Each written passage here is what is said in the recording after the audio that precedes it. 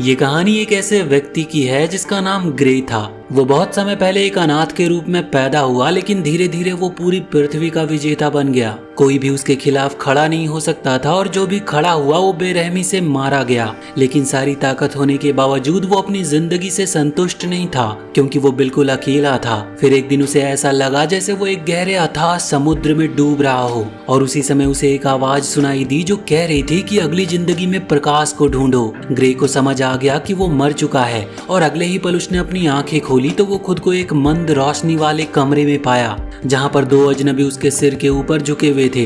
वो उसे आर्थर कहकर पुकार रहे थे और एक दूसरे से कह रहे थे कि उनका बेटा कितना उनके ऊपर गया है। आर्थर को पता नहीं था कि ये लोग कौन हैं और अब वो कहाँ पर है, लेकिन उसे ये एहसास हो गया कि वो अपने पिछले जीवन की पूरी मेमोरी और जानकारी के साथ दोबारा जन्म ले चुका है। जो एक महान सम्राट हुआ करता था, अब वो एक सामान्य नवजात शिशु बन चुका है, और उसे ये नई जिंदगी बेहद शर्मनाक लगती है। उसे अपने शरीर पर बिल्कुल भी नियंत्रण नहीं था, और जब उसके माता पिता उसके डायपर साफ करते थे तो उसे बहुत ही शर्म आती थी। एक दिन आर्थर अपने पिता को मैजिक का इस्तेमाल करते हुए देखता है, जिससे वो अपने शरीर को इतना मजबूत बना लेता है कि खेत को सिर्फ एक घूंसे से जोत सकता है। फिर उसकी माँ उन्हें हीलिंग मैजिक से ठीक कर देती है। आर्थर को पहली बार ऐसा एहसास होता है कि ये दुनिया पृथ्वी नहीं है, क्योंकि यहाँ पर मैजिक मौजूद है। जल्दी आर्थर को पता चलता है कि उसके पिता एक एडवेंचरर हैं, जो अपने दोस्तों के साथ अक्सर मॉन्स्टर्स का शिकार करने जाते हैं। वो ये भी समझ जाता है कि इस दुनिया में सभी लोग हथियार रख सकते हैं, इसका मतलब ये एक खतरनाक जगह है, और इसीलिए वो तय करता है कि खुद को सुरक्षित रखने के लिए जल्द से जल्द उसे मजबूत बनना होगा। लेकिन अफसोस इस बात का था कि वो अभी सिर्फ एक बच्चा है, जिसे उसकी माँ की लोरी सुनते ही नींद आ जाती है। हालांकि धीरे धीरे वो अपनी इस असहाय स्थिति को स्वीकार कर लेता है और इन शांत पलों का आनंद लेने लगता है, क्योंकि पिछले जीवन में वो हमेशा इस डर में ही जीता था कि कोई हत्यारा उसे सोते समय मार डालेगा। कुछ महीनों के बाद आर्थर घर में रेंगना शुरू करता है। वो सोने का नाटक करता है ताकि उसकी माँ उसे अकेला छोड़ दे, और फिर वो घर की लाइब्रेरी में जाकर इस दुनिया के बारे में किताबें पढ़ना शुरू करता है। और तब उसे पता चलता है कि इस आइलैंड के दक्षिण में एक ड्वार्फ्स का देश है और उत्तर में एल्फ का देश है। इंसानों का देश एक राजा द्वारा शासित होता है, लेकिन अपने पिछले जीवन के विपरीत इस दुनिया में राजा के बेटे को ही अगला राजा बनाया जाता है। यहाँ ताज के लिए मौत की लड़ाई नहीं होती। एक और किताब से आर्थर को पता चलता है कि इस दुनिया की साइंस और टेक्नोलॉजी इतनी पिछड़ी क्यों है। इसका कारण है मैजिक। वो जानता है कि केवल 1% आबादी ही मैजिक का इस्तेमाल कर सकती है, और एक व्यक्ति की मैजिक कैपेसिटी उसके माता पिता की कैपेसिटी पर निर्भर करती है।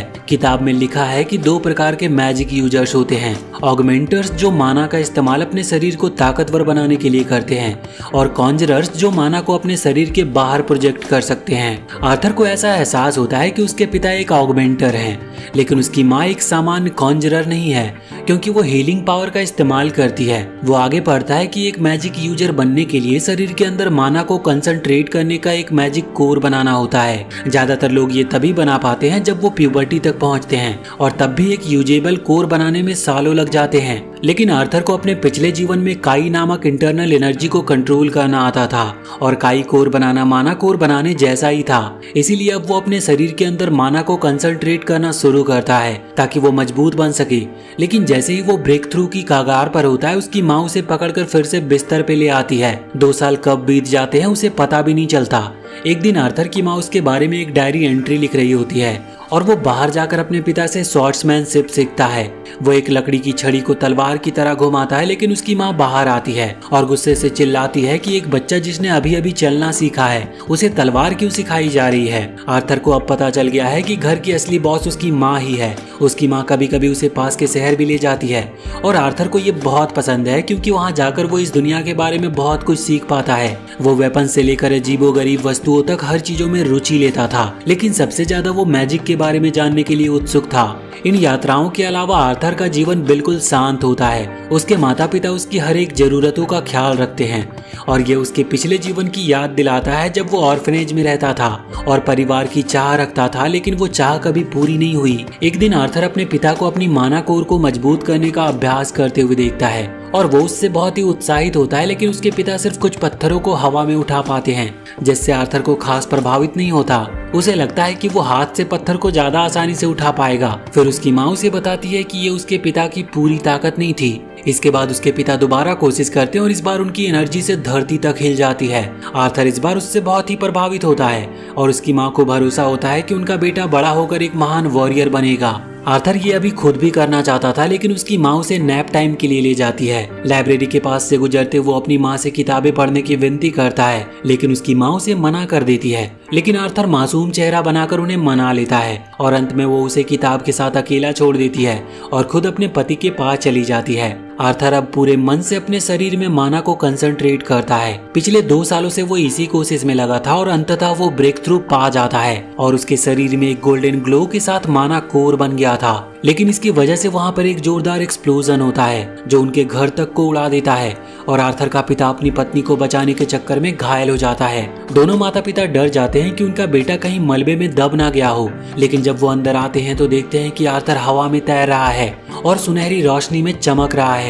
आर्थर मुस्कुराते हुए कहता है कि अब वो मैजिक कर सकता है। वो उनके पास चलकर जाता है, लेकिन तभी छत से मलबा उस पर गिरने लगा था। आर्थर घबरा जाता और सोचता है कि यही उसका अंत है, लेकिन उसके माता पिता दोनों एक साथ ही उसकी ओर दौड़ते हैं और उसे बचा लेते हैं। आर्थर को पहली बार ऐसा एहसास होता है कि उसके माता पिता की जिम्मेदारी है कि वो उसे सुरक्षित रखें। और जब उसके माता पिता दोनों रोने लगते हैं तो वो चौंक जाता है, क्योंकि अपने पिछले जीवन में उसने कभी किसी माँ बाप को इस तरह से भावुक होते नहीं देखा था। और वो भी रोने लगता है और अपनी माँ से चिपक जाता है।